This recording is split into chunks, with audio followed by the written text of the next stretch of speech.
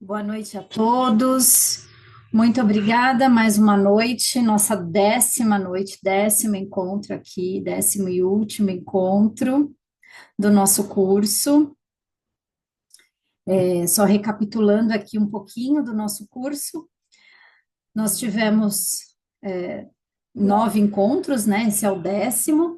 Nesses encontros, nós trabalhamos alguns assuntos de saúde de uma forma geral, tanto de cuidados básicos, primeiros socorros, saúde doméstica, saúde bucal, os 8 remédios, saúde mental, os equipamentos de acesso públicos que nós temos. E, em paralelo a esses temas, também tivemos algumas exposições aqui de projetos de algumas associações e de algumas igrejas para contribuir com o Ministério da Saúde, certo? Hoje nós teremos aqui o pastor Jimmy, mais conhecido como pastor Jimmy, né? Mas é o pastor Edemilson Cardoso, da APAC, vai dar uma palavrinha para a gente daqui a pouco. Mas, para iniciar, eu queria fazer uma oração. Vamos orar? Santo Deus, muito obrigada por mais esta noite, pelo nosso 10º encontro. Obrigada por ter nos guiado até aqui, que possamos estar cada vez mais fortalecidos e sabendo um pouco mais da sua mensagem e do que o Senhor deseja para nós e para toda a comunidade. Que possamos, assim, levar cada vez mais a mensagem de saúde e o auxílio ao próximo. Esteja conosco em mais este encontro, em nome de Jesus. Amém. Então, hoje, o pastor Jimmy vai trazer para a gente aqui um tema para finalizar o nosso curso, Ministério de Oração pelos Enfermos e a Prática do Rito da Unção. Pastor, muito obrigada de estar conosco aqui. A palavra é sua neste momento. Muito obrigado, professora Patrícia.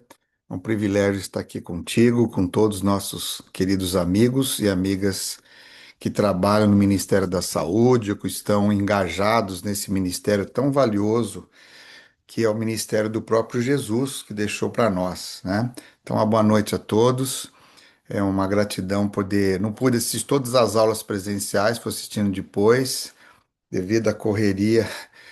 De segunda-feira a gente tem 3 eventos. Tem esse evento, tem um curso que a gente também dirige do Apocalipse, e tem um outro que é em treinamento. Então a gente vai circulando, eu e minha esposa ajudando aqui. Mas, enfim, eu fico feliz da nossa instituição, como igreja, voltar a valorizar o Ministério da Saúde. Esse foi um ministério muito assim machucado do decorrer das últimas décadas, por não compreenderem o valor desse ministério. Que no tempo de Jesus, Jesus revolucionou, porque no tempo dele, os fariseus, os saduceus, os zelotes não tinham mais esse ministério. Ele era um ministério largado, as pessoas que tinham doenças, eles eram marginalizados, eles eram tratados com enorme preconceito e ainda jogava sobre eles a culpa do pecado, que a causa ou de nascimento ou por uma doença era devido ao próprio pecado da pessoa ou da própria família. Então Jesus ele quebra um paradigma de uma maneira extraordinária, mostrando o acolhimento que Deus tem com o enfermo. E Jesus ele revoluciona a pregação do evangelho, que não é uma coisa que acontece só dentro do templo ou da sinagoga, ele acontece no dia a dia. Então você vai perceber no evangelho quantos milagres e sinais Jesus trouxe consigo, mostrando o que é o reino de Deus, quem é Deus. Quem é um Deus que se preocupa com a saúde mental e emocional? É por isso que a gente vê em vários aspectos do ministério de Jesus, ele trazendo como primeira ação o perdão, a cura emocional, a cura mental da pessoa, a esperança sendo ressuscitada, e depois vem a cura física. E o mais impressionante de Jesus, que foi que gerou muito conflito com os fariseus, foi que ele capacitou seus discípulos e o Espírito Santo lhe deu poder a esses homens para fazer esse trabalho para a casa perdida de Israel. que, segundo a religião confessional da época, melhor, constituída principal da época, não tinha nenhum interesse nessas pessoas, não buscava os perdidos e muito menos interessado na saúde deles. Então os discípulos eles voltaram porque eles realizaram tantos milagres em nome de Jesus, expulsaram demônios, curaram enfermos, que eles ficaram assim abismados, mas não era por causa dos discípulos. Esse era o poder de Deus. E esse poder de Deus só foi manifesto quando os discípulos creram na missão que tinha que ser feita. Então eu dou os parabéns à Patrícia que coordenou esse estudo, que é o mestrado do NASP, que é uma coisa extraordinária, a gente poder valorizar a saúde adventista no Brasil, de tornar isso mais profissional, sem perder a fé, sem perder a capacidade de humanização, de usar o poder de Deus, né? Então, para nós adventistas, a fé e a ciência sempre andam juntas, porque ambas são dons de Deus. Então, a gente não compreende ciência como inimiga da fé ou vice-versa. Pelo contrário, por isso que Deus nos orientou para esse tempo ter hospitais, ter clínicas, ter mensagens de saúde, treinamentos e proporcionou muitas orientações, livros, revistas. Você vê, a revista Vida e Saúde, eu acredito que é a revista mais antiga produzida no Brasil que evoque saúde. Acho que ela tem mais de 80 anos. E muitas vezes nós mesmos, adventistas, até de terceira, quarta geração, às vezes não damos tanta importância a esse ministério. Eu lido muito com pastores, inclusive agora eu vou ser ministerial, e uma das áreas que eu quero restaurar no ministério pastoral é acreditar no Ministério da Saúde como algo integral. Não é uma coisa periférica da igreja. Então, a gente percebe, eu já lido isso com muitos anos, que, por exemplo, esse assunto de hoje, que é a questão da oração e o ritual da unção, ele é muito esquecido na igreja. Esquecido porque existe preconceito, esquecido porque muitas vezes não se tem fé necessária, não sabe o papel que isso tem na construção da saúde da pessoa. Esquece também de que mistura muito com o ritual católico, que é um ritual de extrema unção, que é um ritual diferente da unção bíblica. O ritual da extrema unção é um preparo daquela pessoa para não ir para o inferno, que não é essa a proposta da igreja adventista. A igreja adventista acredita na unção como uma proposta de entregar nas mãos de Deus essa pessoa e para a cura, se for da vontade de Deus, ou para aguardar outra maneira de Deus manifestar na vida dela. Mas jamais é um preparo para morrer, vamos assim dizer. E a gente vê muito essa prática ainda, mesmo no nosso meio, como um preparo para morrer, que não é a proposta original da Bíblia sobre isso. Um livro muito importantíssimo nesse estudo da oração, da unção e da saúde é o livro A Ciência do Bom Viver, que muitas vezes ele não é estudado, ele é esquecido, enfim. Eu tenho um filho que faz medicina e o primeiro livro que eu dei para ele após a Bíblia, antes ele começar a medicina, eu falei, filho, esse é o livro que tem que ser sua cabeceira junto com a Bíblia, para você entender o papel do profissional da saúde. O médico, ele é uma pessoa que tem uma credibilidade ao tratar um paciente como ninguém.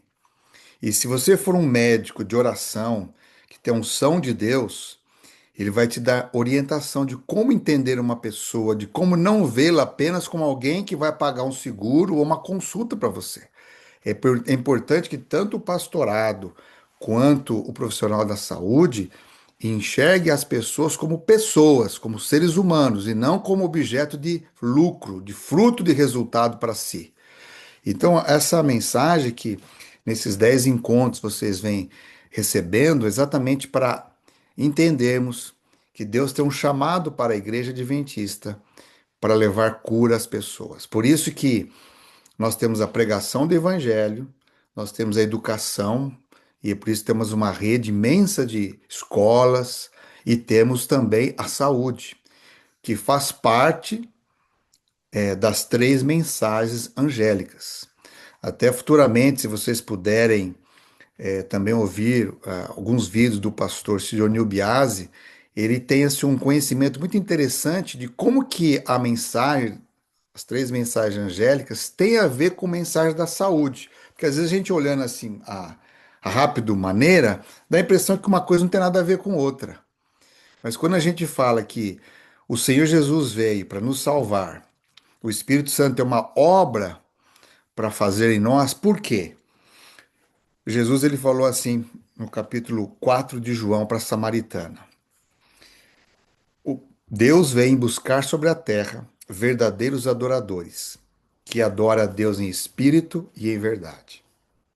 Esse texto é muito significativo porque ele descreve qual é o principal objetivo de Deus: é buscar verdadeiros adoradores. E como é que se forma isso? Aí a gente vai entender a missão de Jesus. Em Lucas capítulo 19, verso 10, ele fala assim: Jesus falando para Zaqueu e para os discípulos que estavam com ele: Olha, o filho do homem veio buscar e salvar quem estava perdido. Então, a missão de Jesus, ao vir a essa terra, foi revelar nosso Deus como um pai, não como alguém que nos pune, que nos manda doenças, calamidades. Não, Deus é nosso pai. E eu vim a essa terra para buscar e salvar o ser humano que está perdido. Aí lá em João, Jesus, na sua despedida, ele revela o trabalho do Espírito Santo, que é convencer do pecado, da justiça, do juízo, fazer lembrar todas as coisas que eu vos ensinei, que é fazer trazer o novo nascimento em nossa vida, que é desenvolver em nós o fruto do Espírito, que é transformar nossos talentos e hábitos e coisas boas e habilidades em dons espirituais.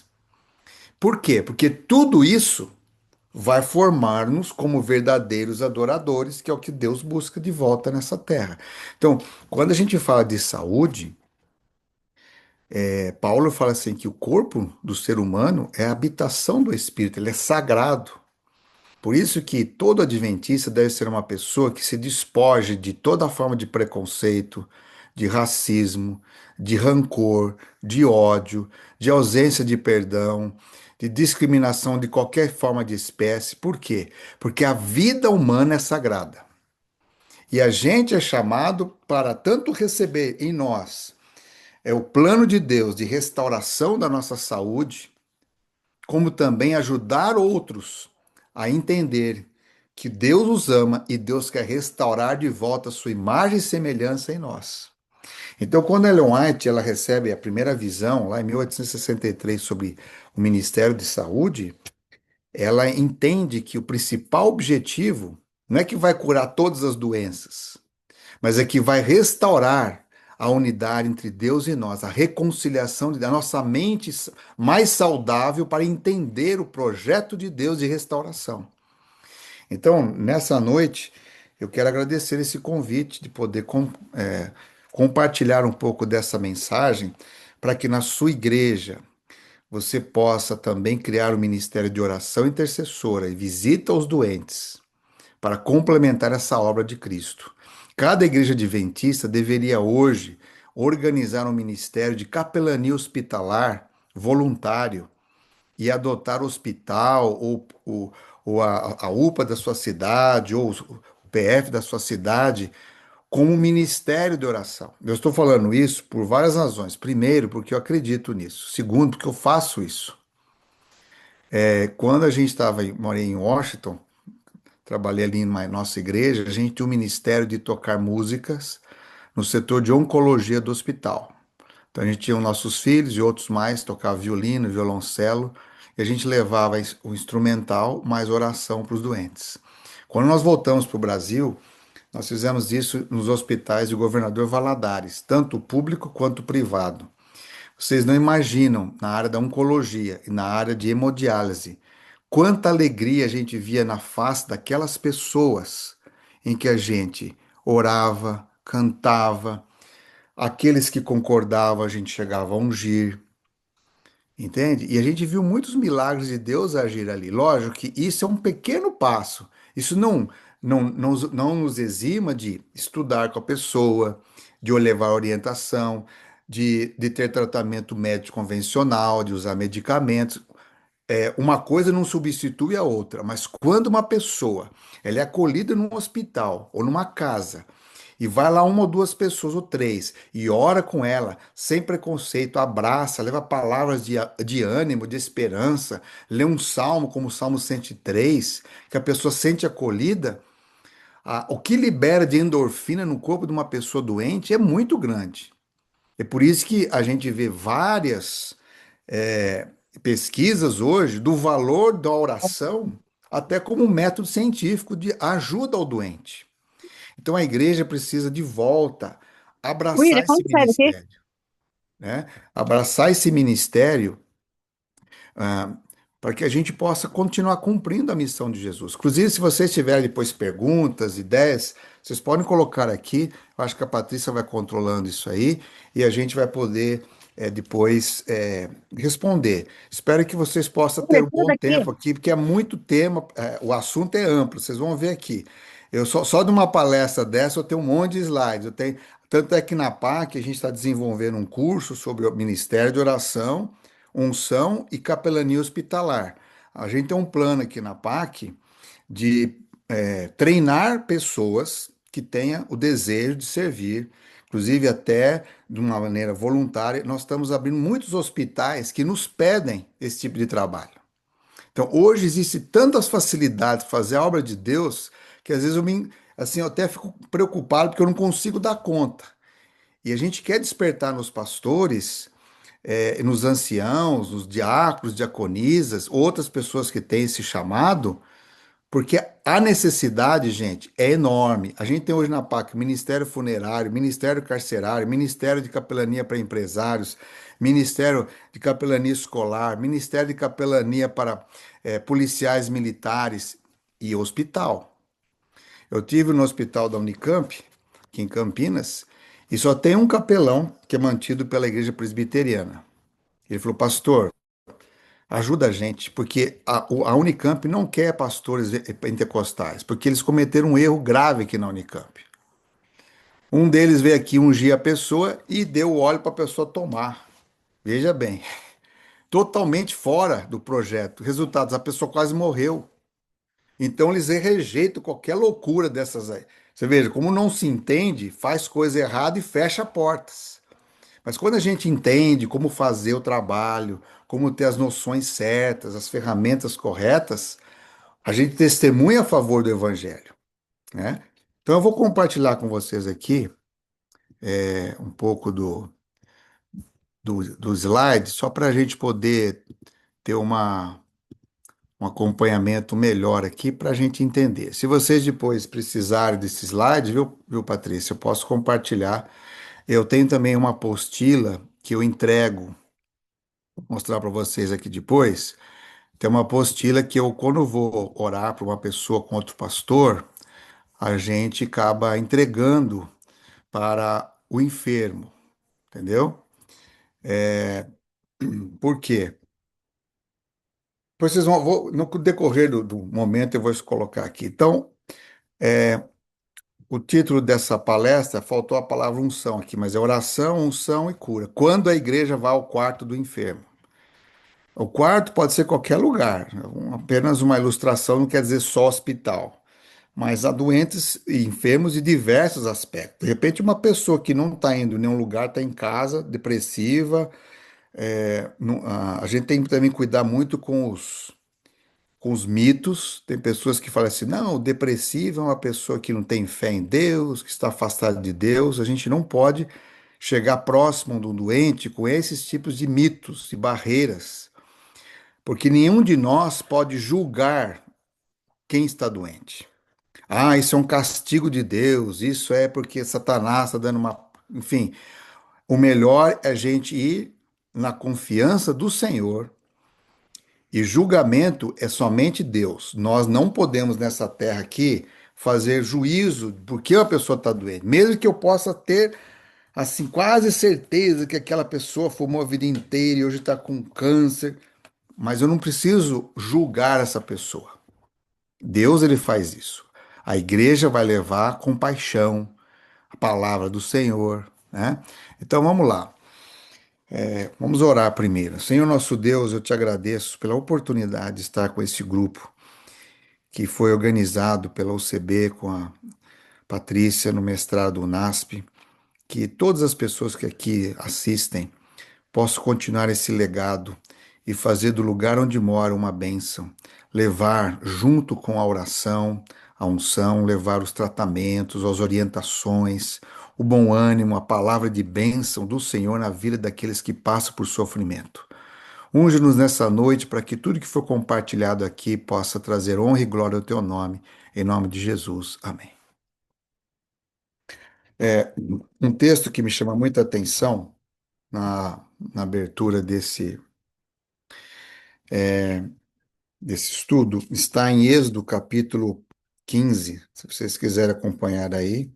Êxodo capítulo 15, verso 26. É um texto que está depois do Cântico de Moisés. Esse texto está no momento de grande dificuldade de Israel por não encontrar água. E Deus visitou Moisés, que clamou diante de Deus sobre a luta que o povo estava enfrentando. Então aqui tem algo muito importante. Qualquer situação de aflição, qualquer que seja a luta, o primeiro passo nosso e de quem passa por enfermidade é buscar a Deus. Porque Deus sabe qual o melhor caminho. Então, aqueles que vão servir, como aqueles que estão passando, se são já cristãos, praticantes, se vão numa igreja, um adventista não precisa entrar em desespero. Primeiro passo, ore a Deus, como Moisés fez aqui.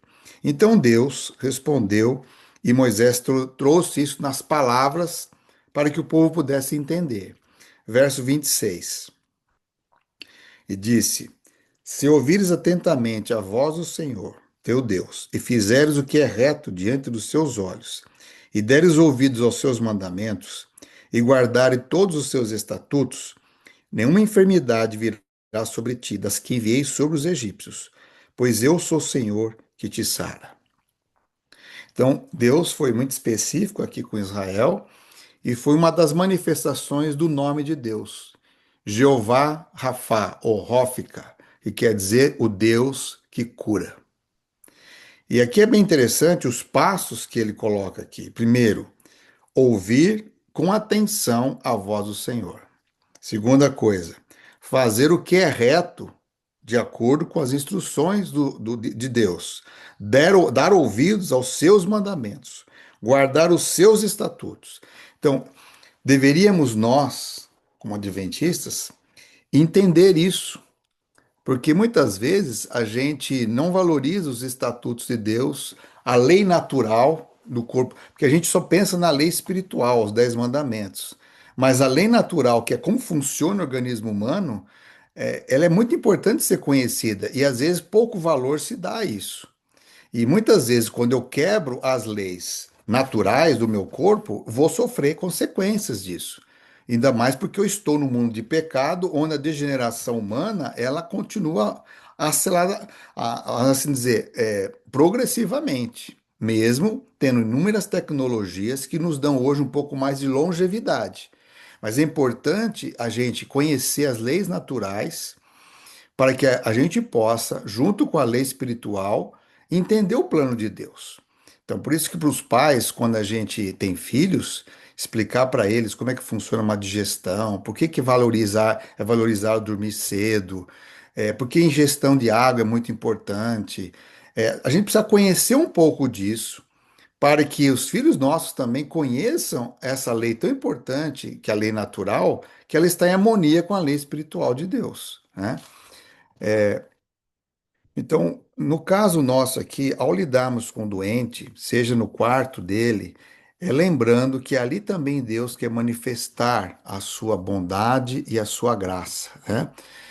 Como diz o Salmo 41:3, o Senhor sustenta o enfermo no leito da enfermidade.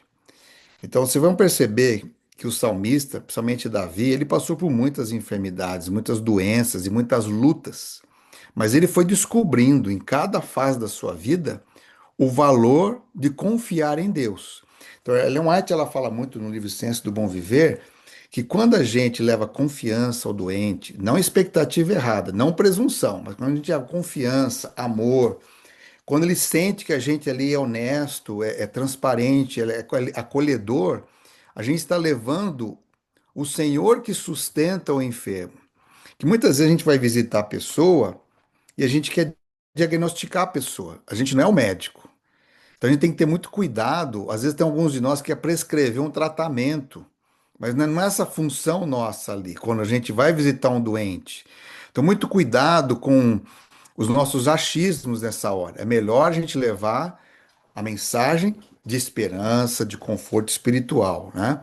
Uma outra coisa importante são os desafios atuais que envolvem essa questão da saúde. Por exemplo, nós temos hoje um inúmero crescimento de doenças crônicas e emocionais. Eu já vinha assim ajudando na área ministerial e a gente vê, por exemplo, só na área pastoral, a quantidade de pastores e esposas de pastores com doenças emocionais, por expectativas erradas, por falta de tempo, por muitas vezes pessoas já estão com depressão, mas têm um distúrbio mais agressivo e acha que aquilo não é depressão. E assim vai, né? Não preciso descrever aqui inúmeras doenças, mas é importante você ter noção de que a gente lida com uma sociedade, a sociedade brasileira hoje é uma sociedade que tem inúmeros problemas emocionais, né? E precisa cuidado. A gente tem um envelhecimento muito alto da população e muita gente solitária. Eu moro aqui no Lagoa Bonita e tem muitos idosos.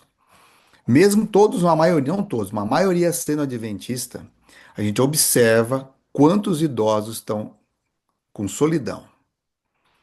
Então, na sua igreja, observe bem se os idosos ou pessoas sozinhas, elas estão recebendo aceitação, carinho, envolvimento, ou é só lá em que se encontra de sábado. A igreja também é um centro de ter esse olhar. Por exemplo, você vai num bar, você vê lá um monte de gente rindo, tomando cerveja e outras coisas mais. Não é tanto só pela bebida, mas às vezes a pessoa encontra naquele bar ali um ambiente de acolhimento, assim, de amizade. A igreja precisava proporcionar um pouco mais disso durante o ano. Quando a gente vê a estatística, por que que Loma Linda existe uma longevidade extraordinária? Eu já tive lá algumas vezes, e uma das coisas que eu percebi é esse senso de pertencimento, de comunidade, que não se encontra só de sábado. Se encontra outras vezes, conversa, senta na casa com outros amigos para conversar, tomar um lanche junto, um chá da tarde. Então, esse senso de pertencimento, ele é muito importante para uma pessoa, né? Outra coisa, como eu disse assim, a solidão do ambiente hospitalar. Muita gente, lógico, tem pessoas que não tem como você ficar lá toda hora, mas há outros, a família também precisa ter essa consciência, né, do cuidado dela. Outro aspecto que a gente observa também é a falta de preparo da igreja, tanto no linguajar quanto nas ações. Você percebe o seguinte: por que que muita gente hoje, mesmo sabendo que tem situações e pregações equivocadas, mas elas enchem uma igreja pentecostal? Porque a igreja pentecostal está oferecendo algumas coisas que as igrejas históricas deixaram de oferecer. Não que eu concorde com o que a igreja pentecostal esteja fazendo, mas as nossas igrejas têm sido assim, sermões ou pregações somente racional. E não tem nenhum envolvimento, não tem grupos de oração, não tem um aconchego. Então a gente precisa unificar nos nossos cultos um pouco mais esse acolhimento emocional, ajudar mais as pessoas, orar mais com elas. Só um exemplo para vocês. Tem um hino do nosso cenário chamado Rei dos Reis. Ele foi composto por um pastor chamado Jack Hayford. Esse pastor é um dos fundadores da Igreja do Evangelho Quadrangular em Los Angeles. Ele faz um programa já há muito tempo na sua igreja, quando as pessoas chegam, eles dividem a igreja, todos os cultos, em grupos de 5 pessoas para ter 5 minutos para orar. Se conhecerem, saber os nomes, e se alguma pessoa é visitante, aquele grupo vai fazer amizade, vai acolher aquela pessoa durante a semana. Num desses grupos, chegou uma moça com depressiva, ainda em tratamento, uma cantora ela é back vocal, né, que a gente chama de estúdio, chamado Storm. E ela chegou na igreja num domingo, foi acolhida num grupo, o pessoal começou a fazer amizade com ela, orou com ela. Durante a semana a visitaram, ela continuou frequentando. E aquela moça era casada com um grande músico chamado Michael. E aí, só que o músico não era, o marido dela também não era de igreja nenhuma. E aí ela começou a vir na igreja, ele começou a ver mudança nela. E um dia ela falou assim: Pastor, eu queria muito ter um ministério para ajudar, como é que eu faço? Aí ele falou do batismo, ela foi batizada. E ela começou a orar pela conversão do marido. O marido também começou a frequentar a igreja. E ela então escreveu um primeiro livro chamado O Poder da Esposa que Ora. Possivelmente vocês já ouviram falar dessa série de livros, da Stormy Martin.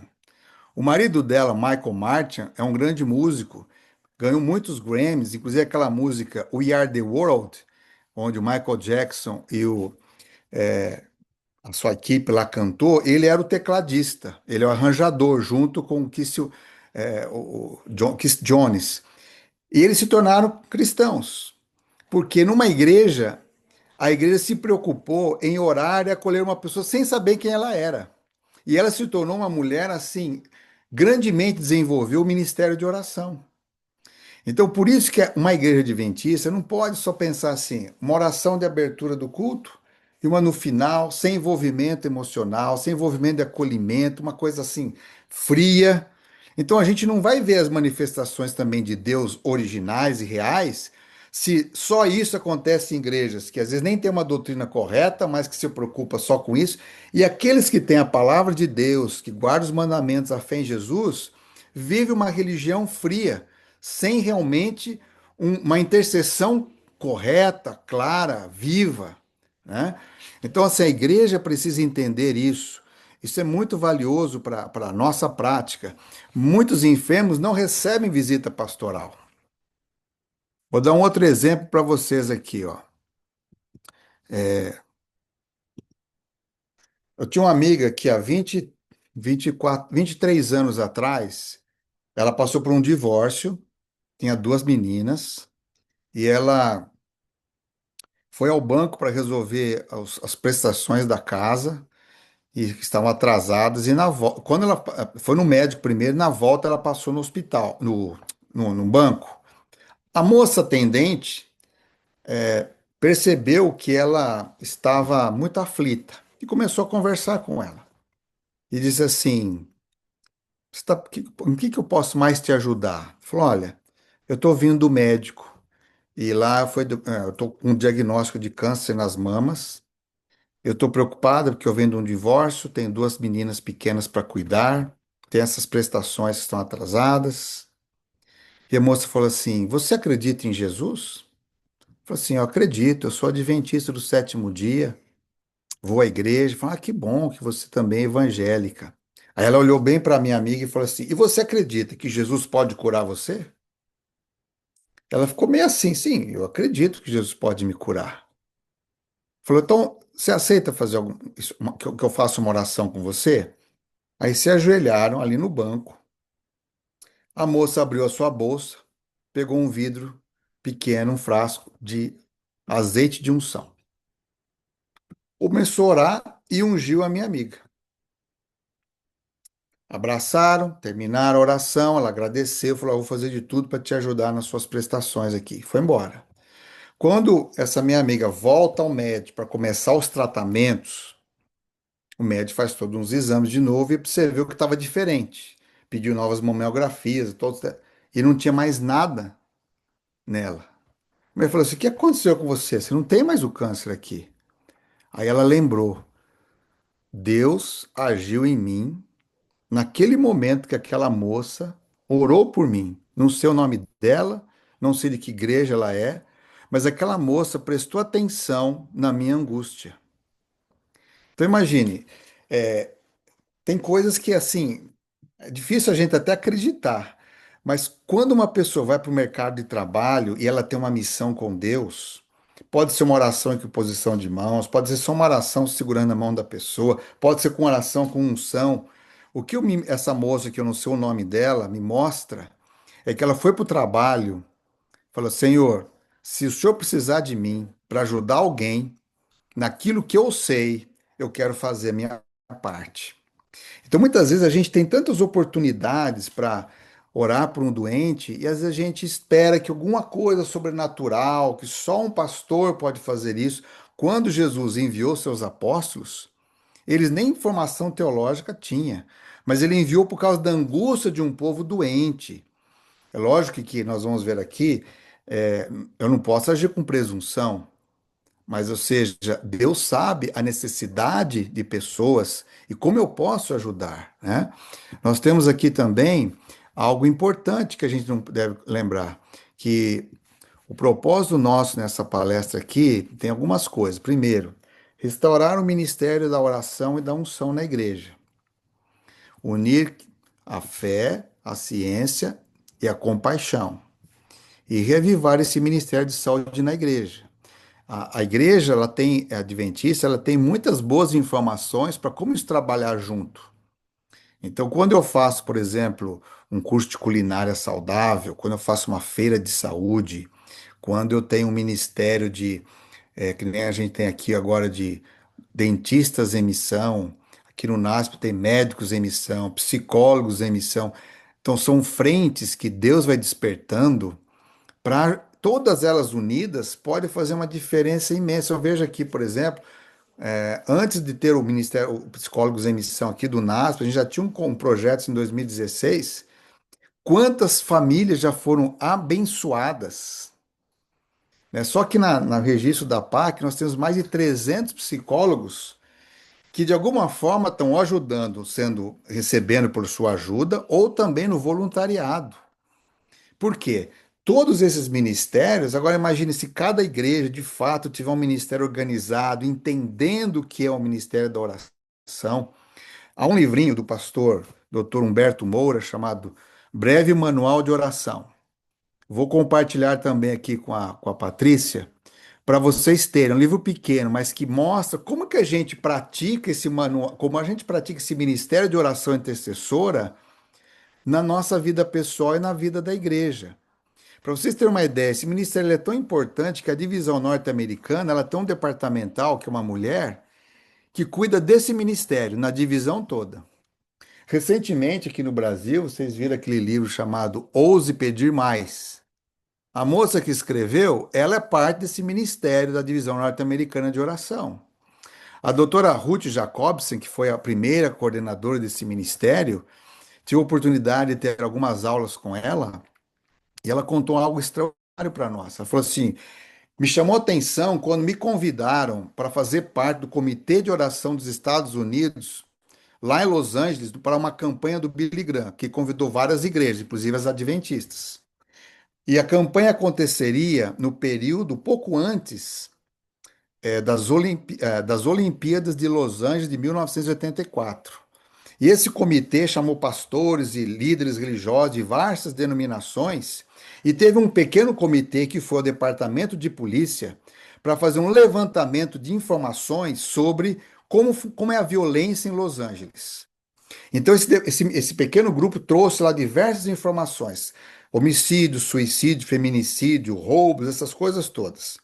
Então, esse comitê agora de oração se prontificou o seguinte: no período dos Jogos Olímpicos, todas as igrejas estariam abertas e teriam pessoas orando lá dentro, no lugar dos jogos também teriam pessoas com cartazes assim: posso orar por você, algo nessa natureza.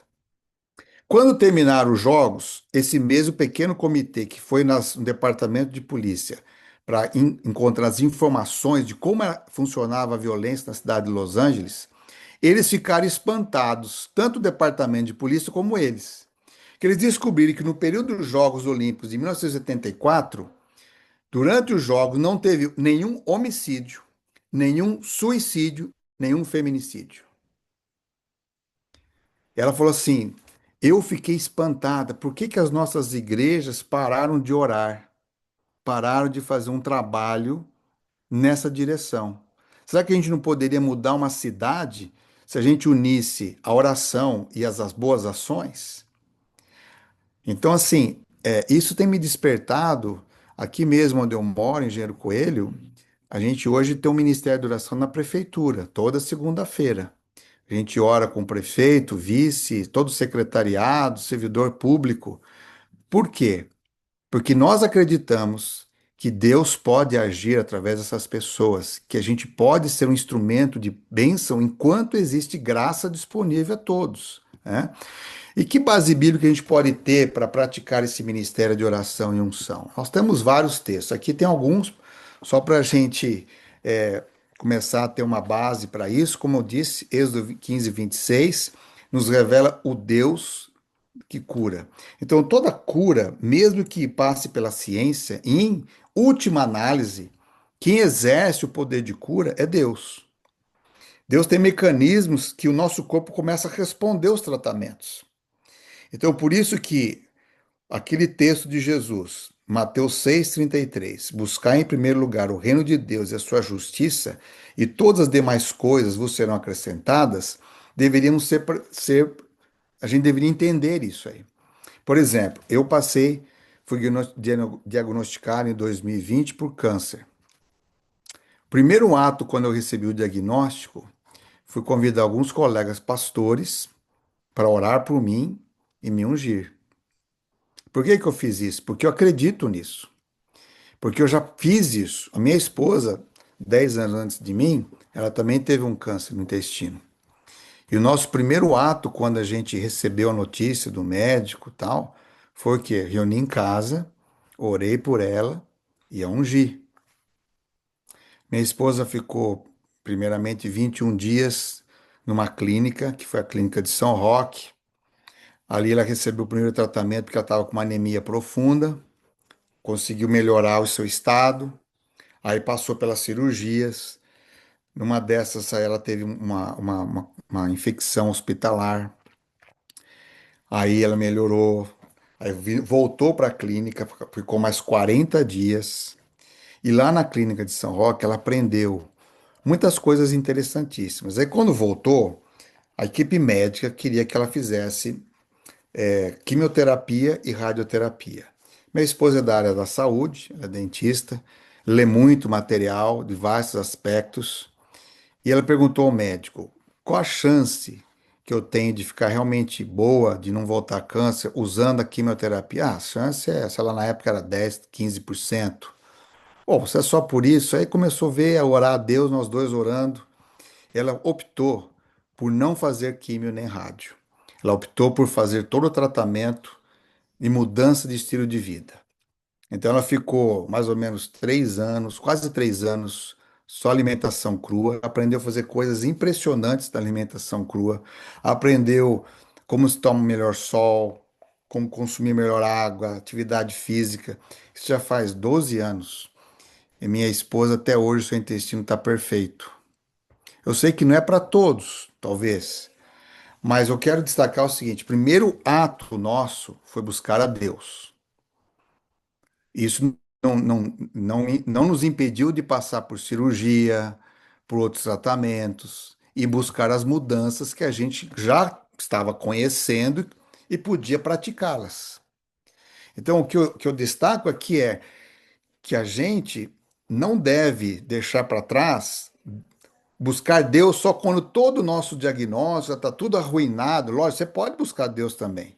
Mas quanto mais cedo você entender isso e ajudar as pessoas, fortalece a nossa compreensão de que há um Deus que ele tem o poder da cura. Ele vai indicar os melhores médicos para a gente também passar por tratamento. Um outro texto importante é o Salmo 103. A irmã White, ela fala muito sobre esse salmo.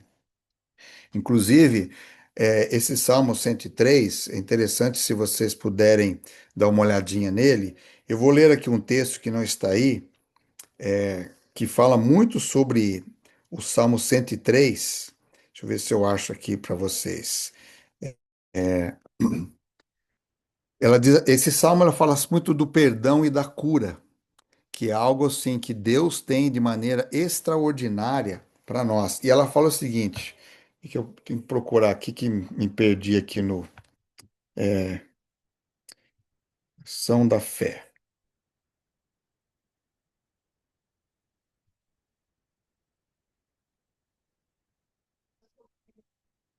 Deixa eu ver se eu acho aqui para vocês. Estou procurando aqui. Mas mostra o seguinte, a White fala que esse salmo é um salmo tão importante para a gente entender o processo de Deus, como Deus é um pai que está preocupado mais em curar do que a gente imagina. Então, o mesmo Deus que é capaz de nos ajudar, nos orientar, né? De mostrar para nós o que é importante nessa construção da fé, ele está preocupado com que seus filhos de hoje não percam a esperança, porque o mesmo Cristo que curou naquele tempo, ele está disposto a curar hoje também. Vou ver aqui, eu queria mostrar esse texto. Eu É o vou, eu vou- 103,3, pastor? o 103,3 na realidade é todo o Salmo, né? Ali só fala uma parte dele. Deixa eu ver que eu quero mostrar para vocês o que que a irmã White fala desse Ah, tá. Salmo, tá? Ela fala assim, ó. Deixa eu ver onde que está o texto aqui. Onde está esse texto? Olha só o que que ela diz assim, ó. Eu vou colocar deixa eu ver aqui, eu vou compartilhar com vocês só para vocês verem melhor, mais claro isso aqui, ó. Deixa eu ver aqui, ó.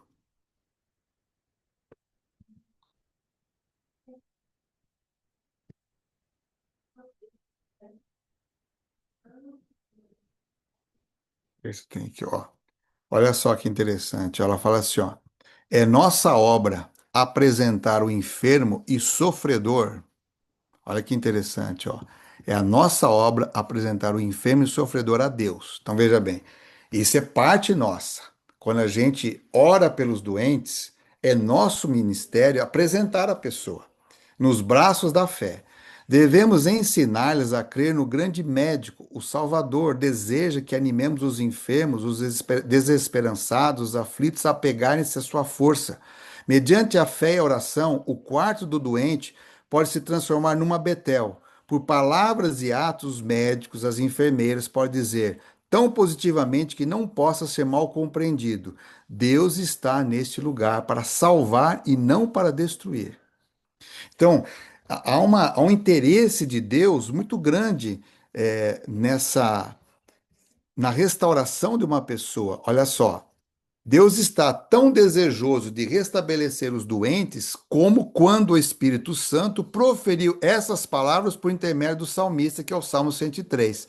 Então, esse é um salmo que, se a gente puder até memorizá-lo e ler para os que estão passando por doenças, porque ela diz assim, ó, Cristo é agora o mesmo compassivo médico que era durante seu ministério terrestre.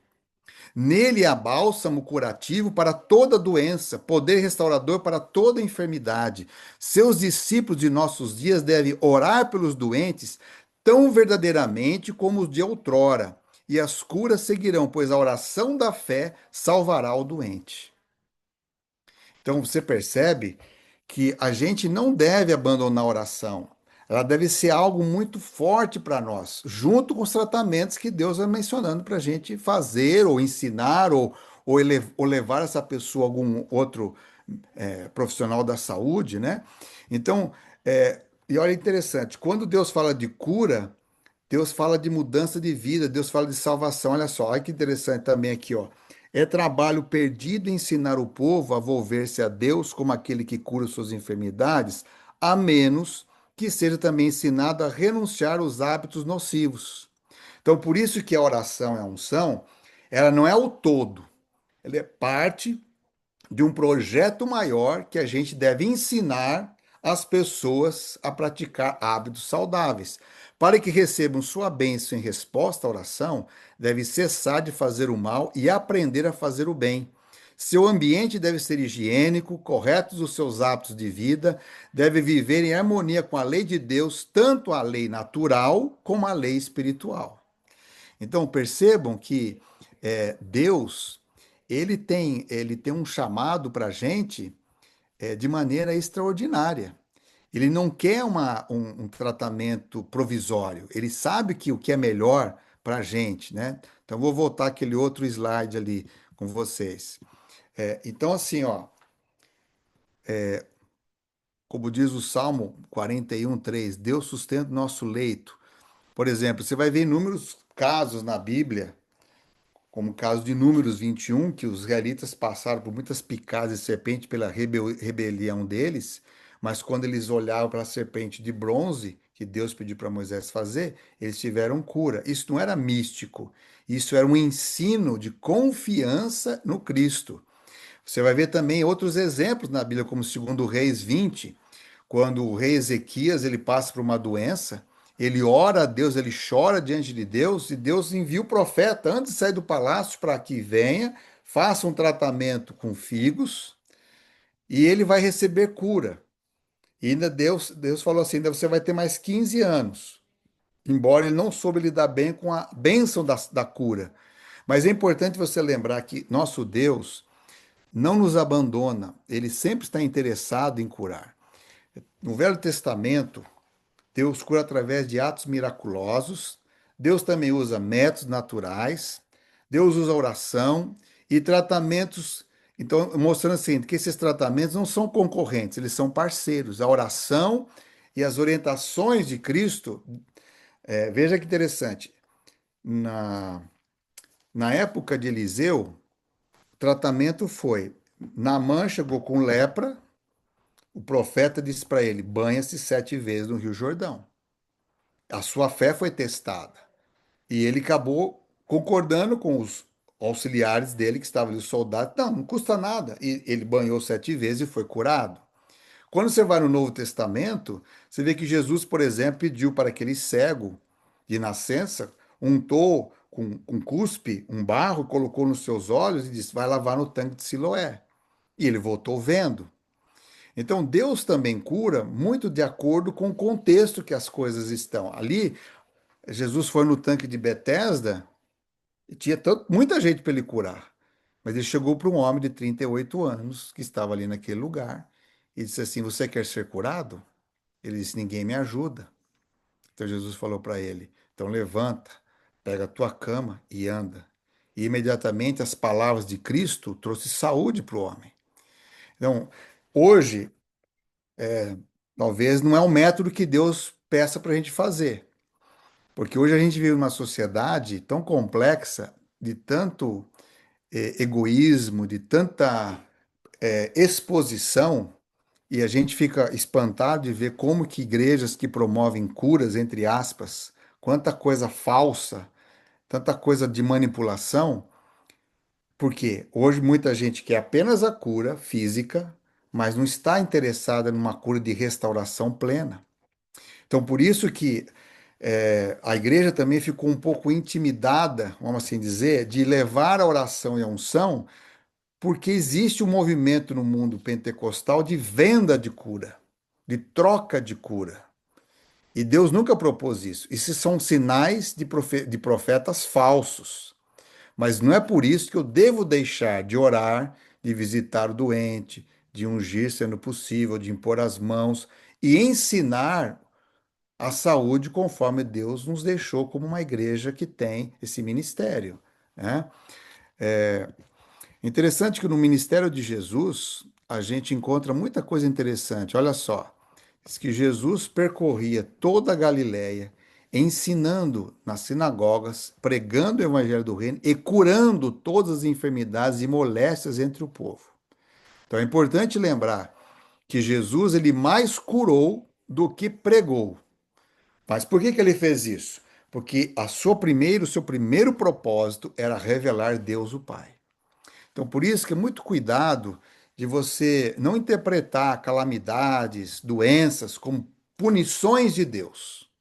Quando Deus ele vai exercer juízo em alguém ou uma cidade, ele avisa, ele primeiro busca com a sua graça orientar e dar oportunidade das pessoas mudarem de vida. Agora, Satanás ele manda calamidades sem avisar para confundir as pessoas. Por exemplo, eu lembro que numa época que teve furacão na Flórida, onde a gente morou uns bons anos, um dia um pastor me escreve um artigo no jornal dizendo que o furacão Katrina, que passou em Orlando, depois no sul da Louisiana, foi um castigo de Deus contra a Disney por empregar pessoas LGBTQIA+. Só que Lá em Orlando, o lugar que foi destruído foi um asilo de idosos, uma casa de idosos. Aí eu perguntei para esse pastor, mas me pensa bem, se Deus mandou um juízo na Disney, por que que quem morreu foram aqueles idosos que não tem nada a ver com isso? Então isso é uma injustiça de você colocar na conta de Deus algo que ele não faz. Quem faz isso, mesmo aconteceu no Rio Grande do Sul, quanta gente diz assim, não, porque o Rio Grande do Sul é um estado ateu, é isso, aquilo, então Deus mandou um juízo. Olha, você foi avisar a população do Rio Grande do Sul para se converter? Não. Você fez um trabalho? Não fez. Então, como é que você pode dizer que Deus fez um juízo? Satanás manda calamidade exatamente para você blasfemar contra Deus, para você jogar a culpa em Deus, quando Deus não tem nada a ver com isso. Então, muito cuidado, porque o ministério de Deus até hoje é isso aqui, ó: ensinar, pregar e curar pessoas. Veja que interessante aqui, ó. Também expulsavam demônios. Olha o que os discípulos faziam, ó: ungiam os enfermos com óleo e os curavam. Então existia essa prática também no tempo de Jesus. A unção não era só para reis e para objetos, ela também tinha um papel de demonstração do cuidado de Deus. Não existia o poder do óleo. O óleo não tem um poder para trazer cura para a pessoa, mas o fato de alguém se interessar por aquele enfermo, orar e ungir, estava convidando Deus eterno a agir naquela pessoa. Então, quando a gente se preocupa com a outro, nós estamos mostrando para Deus o quão importante também é aquela pessoa. Você pode ir no livro de Jó, e você vai ver ali no capítulo 42, que quando Jó, doente, sem nada, perdendo, criticado pelos seus tais amigos, Deus falou com ele. Ele foi a Deus. Jó, quando você lê o final de Jó, é interessante. Jó clamou, ele chorou diante de Deus. Ele falou: mas Senhor, por que tudo isso na minha vida? E olha que interessante. Deus respondeu Jó com 74 perguntas. Nenhuma resposta. 74 perguntas. E quando Deus foi falando isso, Jó, ele se reconhece: não, sei que o Senhor é Deus. Então Deus falou assim: então você vai agora, Jó, faz um altar e ore pelos teus amigos. Quando o Jó começou a orar pelos amigos, Deus mudou a sorte de Jó. Se vocês lerem o Evangelho com cuidado, vocês vão perceber uma coisa muito interessante. Toda oração de Jesus em favor do outro, o Pai ouviu e agiu. Então, às vezes, a gente fica tão focado só em nós e a gente perde a oportunidade de agir, de orar pelo outro. Por isso que a oração intercessora ela é muito valiosa no ministério pessoal nosso também. Quando nós oramos pelos outros, Deus também se interessa pela nossa causa. Deus vê o nosso despojar. Olha só sobre o que Jesus falou: ó, o Espírito do Senhor está sobre mim, me ungiu para evangelizar os pobres, enviou-me a curar os contritos de coração. Quando você na igreja senta perto de alguém ou abre a sua casa para receber uma pessoa e ora com ela, chora com ela, aparentemente você não está curando ela, mas quando você ouve, você estende acolhimento. Pode ser que aquela pessoa, você só ouviu, não disse mais nada para ela e orou com ela. Aquela pessoa sai dali curada, porque alguém da sua comunidade teve compaixão como Jesus tinha compaixão das pessoas. Então a gente vai percebendo que o Evangelho de Cristo ele é muito completo. Olha só, a história também aqui, ó, sobre sobre os discípulos, né? Olha só, e o poder do Senhor estava ali para os curar. Então Deus não perdeu essa capacidade. Talvez falte a nós hoje humildade para buscar consagração. Eu li uma vez um livro que o autor escreveu uma coisa que me impactou muito. Ele dizia assim, ó: certa vez Tomás Aquino, o grande teólogo da Igreja Católica do tempo medieval, estava andando com o Papa. E o Papa exaltava as obras da Igreja, as construções, as catedrais, a Igreja Católica, agora em todos os países do mundo conquistados. E foi falando as relíquias da Igreja. E depois, de certa altura, Tomás Aquino, só ouvindo, ele disse assim: eu quero dar uma palavra à vossa santidade. Hoje a Igreja tem prata, ouro, catedrais, países, nações, mas ela não pode chegar mais próximo de um paralítico e dizer, como Pedro e João: Eu não tenho ouro e nem prata, mas o que eu tenho eu te dou. Em nome de Jesus, levanta e anda. Às vezes me espanta que hoje a gente tem hospitais, tem colégios, tem clínicas, tem profissionais de alta performance. Nós temos médicos hoje extremamente capacitados, enfermeiros. Hoje nós temos vários doutores em muitas áreas. Por exemplo, uma das diretoras associadas da Conferência Geral, a doutora Kátia, ela é uma PhD em John Hopkins de enfermagem.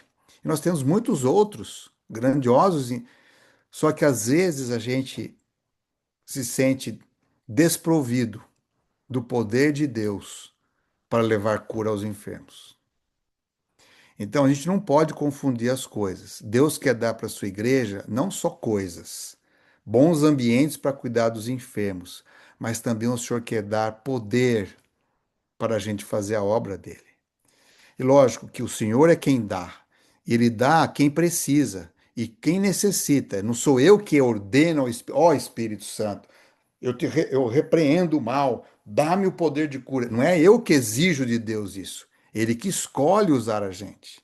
Então, por isso que me espanta muito no mundo evangélico quantos líderes estão dando ordem para o Espírito Santo, quando jamais o Espírito Santo é assim, ele que nos usa, né? Outro texto aqui, ó, que eu disse para vocês, né, do Pedro e João, que eles, olhando para o paralítico, disseram, né?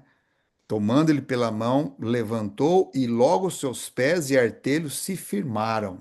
E aquele homem deixou de ser um pedinte, um paralítico, para ser um adorador. Jesus curava a mente e o corpo. E a nossa igreja é chamado para ir onde a dor está. Então, é interessante a gente entender isso na nossa vida, né? Se alguém entre vós está doente, chame os presbíteros da igreja e ore sobre ele ungindo com azeite em nome do Senhor. E a oração da fé salvará o doente e o Senhor o levantará. Então, esse trecho, que é o final da carta de Tiago, ele tem alguns pontos interessantes. A primeira pergunta, são três perguntas. A primeira é: está alguém sofrendo entre vós? Há versões que diz assim: ore com ele. Outras versões diz assim: que ele ore. Olha, é interessante isso. Ou seja, é importante um ensinamento na comunidade da fé de aprender a orar. De tudo que tem pergunta nesse mundo, a única pergunta que os discípulos fizeram para Jesus de verdade, sim, ele disse assim: Senhor, ensina-nos a orar. A irmã White ela fala que a oração é uma ciência. Só que a gente, como não se aprofunda muito nisso, não entende como é esse processo. E a gente acaba, às vezes, vivendo uma oração de mesmice. E aqui está dizendo: quando alguém estiver feliz, cante louvores. Aí vem a pergunta: está alguém entre vocês doente? Chame os líderes da igreja e orem sobre ele, ungindo com azeite em nome do Senhor. Então, a igreja cristã, ela não tinha os recursos médicos que nós temos hoje. Então, o Senhor proveu para esse tempo uma maneira de tratar essas pessoas. Ou seja, os líderes tinham que estar investidos dessa autoridade, desse poder, e aí me mostra uma coisa: os líderes precisavam ser coerentes e viver essa mensagem, para que o Espírito pudesse usá-los para fazer esse trabalho. Então, quando a gente fala de reforma de saúde, isso não é uma brincadeira. Deus espera que a gente tenha uma vida mais coerente possível. Não que Deus dependa de mim para o outro ser curado, mas quando a gente tem uma vida mais coerente e humilde diante de Deus, imagine quanto Deus pode usar a nossa vida para salvar outros. E ele fala assim: a oração da fé salvará o doente. Não quer dizer que Deus vai curar todas as pessoas pelas quais eu orar e ungir, mas salvar é o que Deus quer. Em instância. Há doentes que eu já orei, foram ungidos e eles faleceram, mas eles descansaram no Senhor. Há doentes que eu já participei da oração, foi orado, foi ungido e foram curados.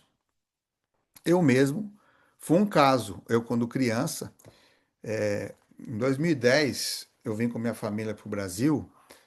visitar meu pai, que recém havia perdido a minha mãe, e eu fiz um plano com meus filhos de levá-los a, a pessoas que eu queria mostrar a gratidão a essas pessoas que marcaram a minha vida. E fui visitar um pastor que, quando eu era criança, foi pastor da minha igreja lá em São Carlos, pastor José Varga e a sua esposa Olga.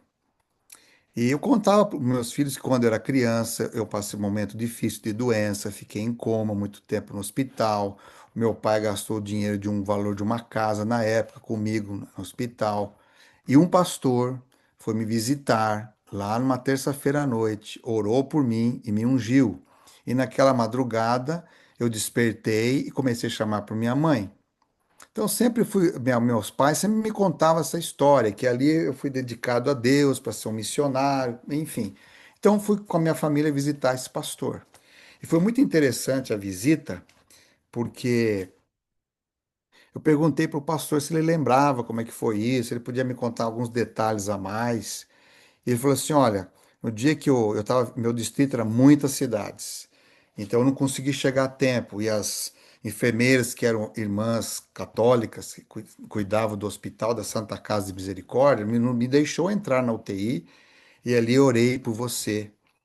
E eu disse: o senhor lembra alguma coisa que o senhor falou? Ele falou: "Olha, algumas coisas eu me lembro. Eu lembro assim que na oração, quando eu te ungi, eu disse para Deus: Senhor, se tu tens um plano para esse menino, se o Senhor deseja curá-lo e for a tua vontade, que quando ele sair desse hospital, um dia ele possa ser um pastor e continuar a obra que eu comecei.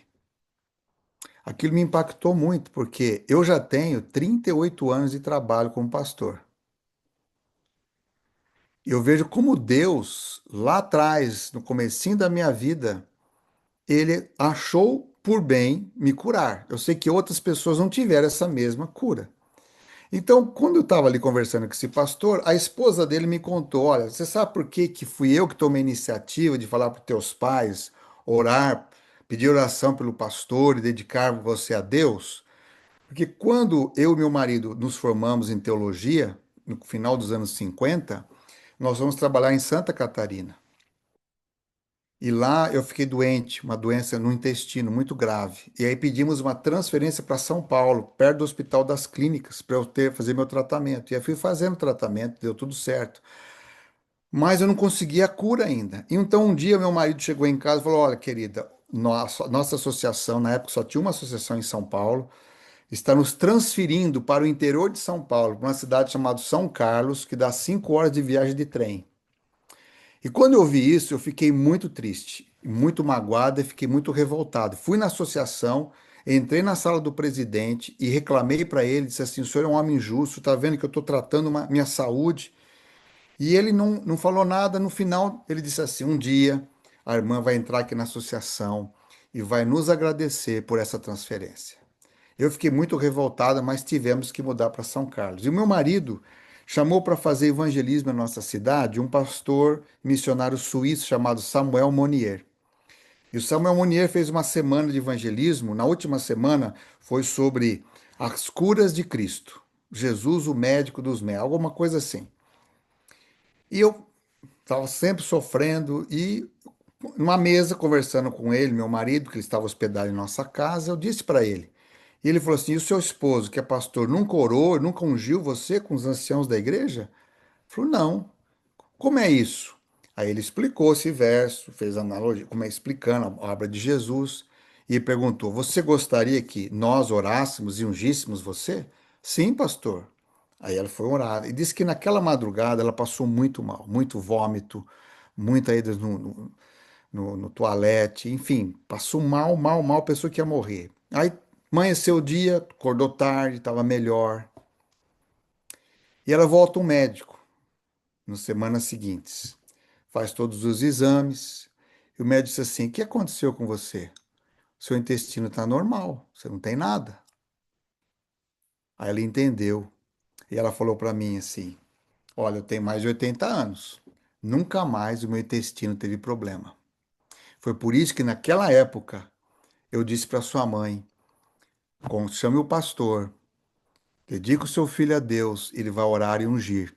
Se for da vontade de Deus que você for curado, ele vai fazer essa obra. mas você não vai se decepcionar com Deus. Então veja, isso já passou. Esse pastor e a sua esposa ainda continuam vivos, com mais de 90 anos, mora ali no Brooklyn Paulista, na cidade de São Paulo. Eu fico feliz de saber o seguinte, que nosso Deus, ele não perdeu a capacidade de usar pessoas para fazer o bem. Então por isso que eu desperto em vocês o desejo de, junto com tudo que vocês aprenderam nesse curso, unir a oração, a unção no trabalho de Deus. É lógico que a gente não sai daqui vendendo unção, a gente não sai fazendo propaganda de nós. Ah, porque aquele pastor tem o poder de Deus. Não é assim. O poder de Deus está com aqueles que desejam fazer o bem para as pessoas, né? E diz mais aqui, ó. O Senhor levantará, e se houver cometido pecados, serão perdoados. Agora, olha que coisa importante na igreja. Confessai as vossas culpas uns aos outros e orai uns pelos outros para que sareis. É lógico que eu não preciso confessar meu pecado como um confessionário religioso.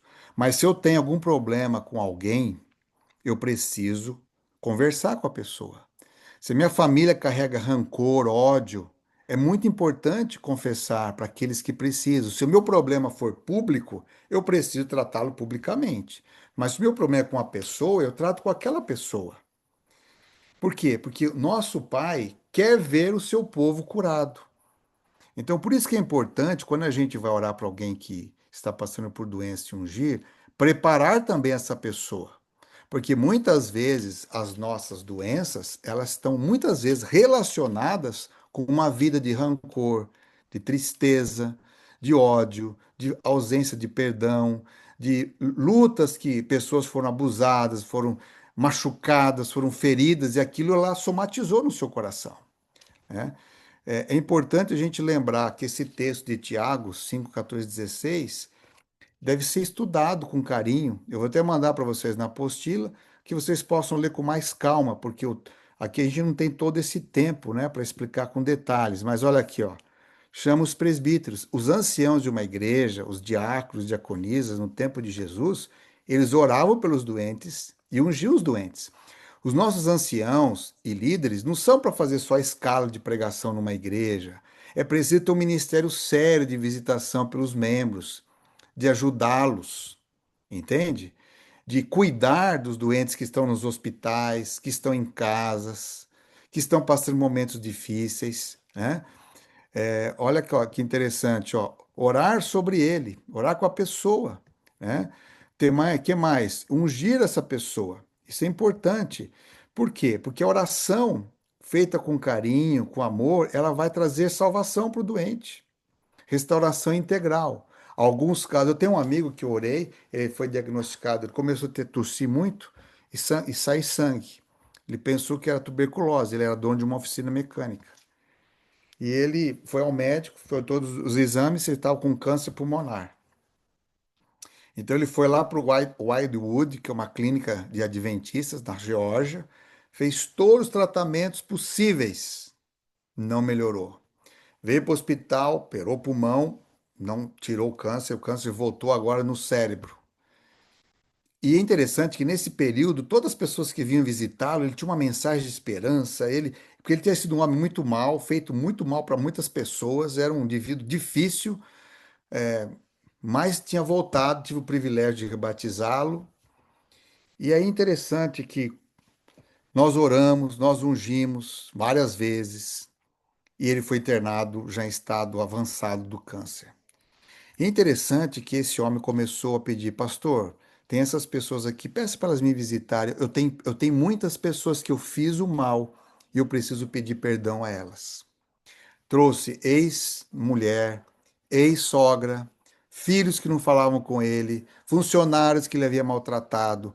Quando o último funcionário dele foi visitá-lo e ele pediu perdão, mais ou menos uma meia hora depois ele foi a óbito.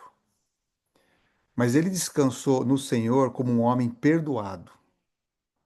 Aquele dia, Deus não curou ele do câncer, mas Deus curou o coração dele, curou tanta gente que ele havia feito mal, que ele foi humilde, reconheceu que ele precisava pedir perdão antes de descansar no Senhor.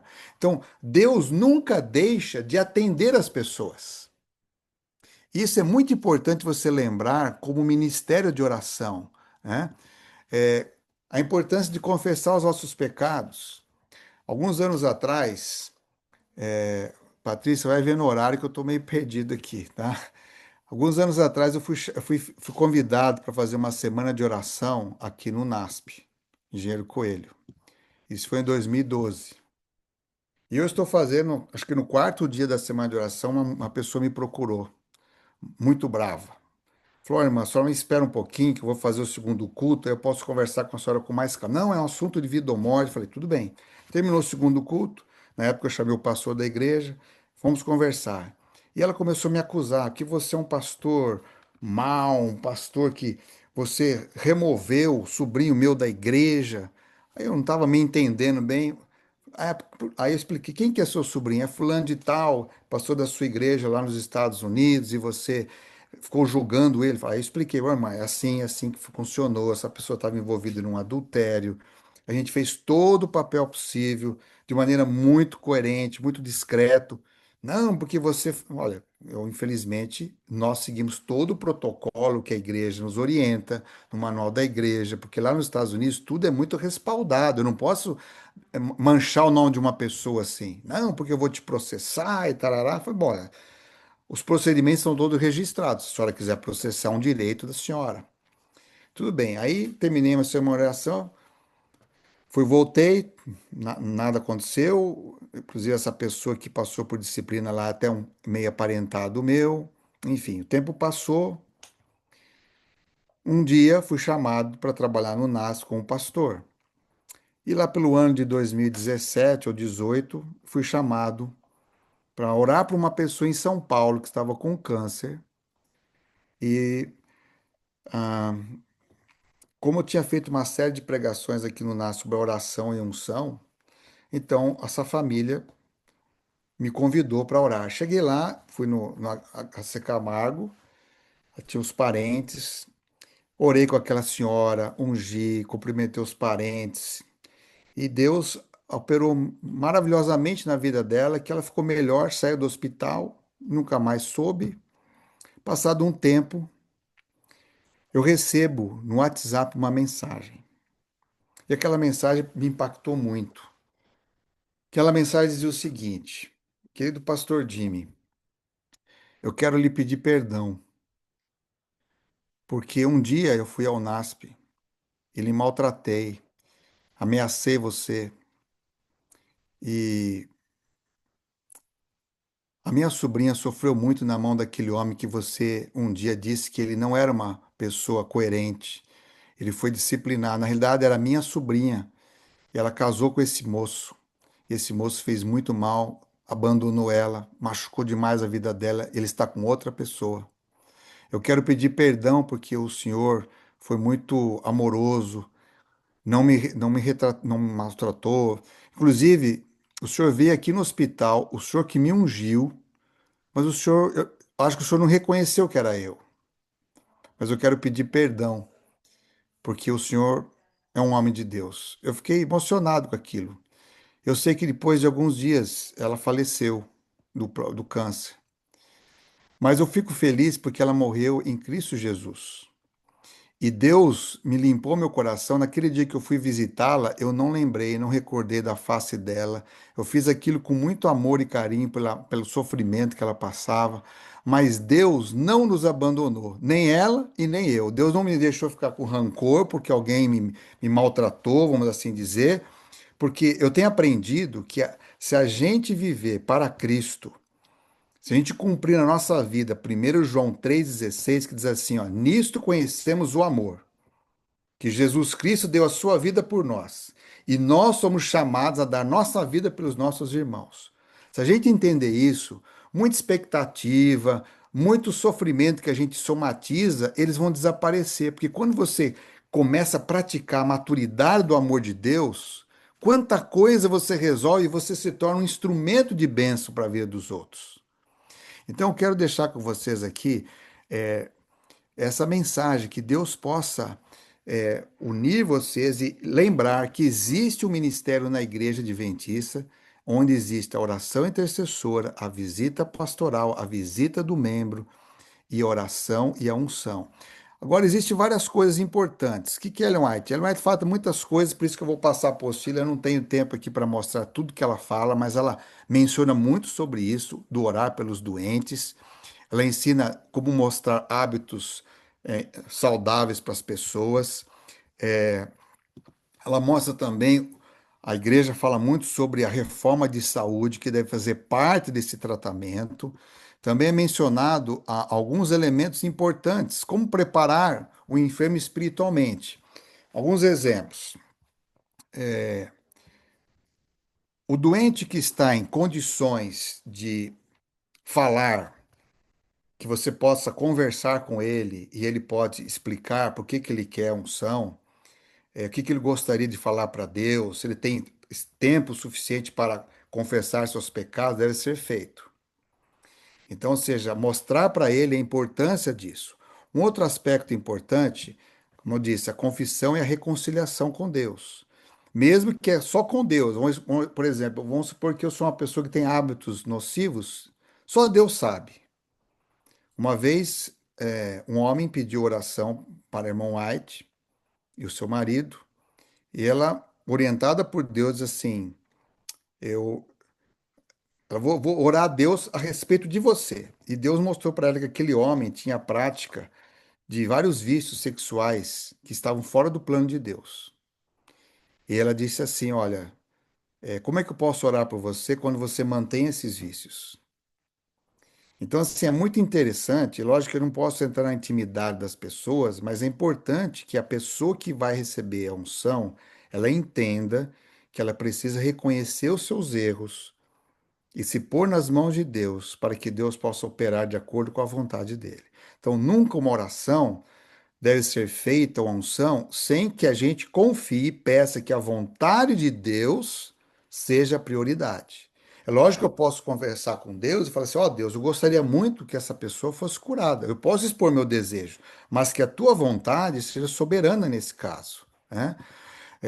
Como disse aqui, submeter à vontade de Deus, não estimular expectativas, como a gente pode ver aqui, ó, irreais, porque às vezes a gente quer tanto, mas a gente pode prometer uma coisa que não é da nossa autoridade prometer, né?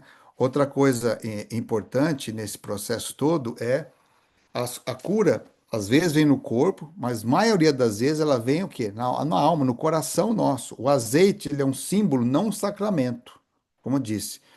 Ele é apenas um instrumento, como a gente tem na Santa Ceia, como a gente tem o batismo, que representa algo. Então, quando a gente vai ungir, não é o óleo que tem poder. Por isso que a gente não unge os quartos das pessoas, o carro da pessoa. Não é uma prática bíblica isso, entende? É, enfim, pois não, Patrícia. Oi, pastor. É só porque a gente está avançando no horário e tem Sim, algumas perguntinhas no chat. sim, Aí o senhor tá. só me fala quando a gente puder entrar nessas Tá. perguntinhas. Então, olha só, muito importante o perdão. E eu quero destacar uma coisa para você. Às vezes você vai visitar uma pessoa que a família pede oração e ela está em coma. Vários pastores no Brasil não oram, não ungem essa pessoa, porque interpretam só o literal. Ah, quando está doente, tem que chamar os presbíteros e orar sobre ele ungindo. Veja, esse é um princípio, mas não é uma coisa fechada. Por exemplo, aquele homem que os amigos trouxeram para Jesus, o homem não pediu cura, mas aqueles amigos, lá em Marcos, entendiam que tinha o mestre dos mestres, estava lá na cidade, abriram o telhado e trouxeram o homem. Então, a oração e unção, aqueles que podem pedir, pedem. Mas se uma pessoa está em coma, aqueles que o conhecem podem pedir que se ore sobre ele e se unja.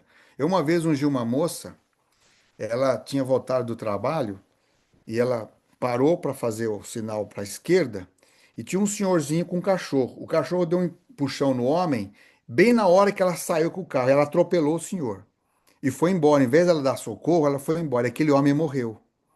Aí ela ficou tão apavorada na casa dela que ela voltou na cena do acidente. Aí estava a polícia, bombeiro, todo esse povo. E aí ela falou que foi ela que fez. Então ela foi presa. Na prisão, ela explicou o que aconteceu, ficou com prisão domiciliar, mas ela podia ir para o trabalho, tinha tornozeleira e tal. Um dia, com isso, ela ficou muito depressiva, porque ela viu que aquele homem morreu. E ela começou a beber. Ela estava afastada da igreja.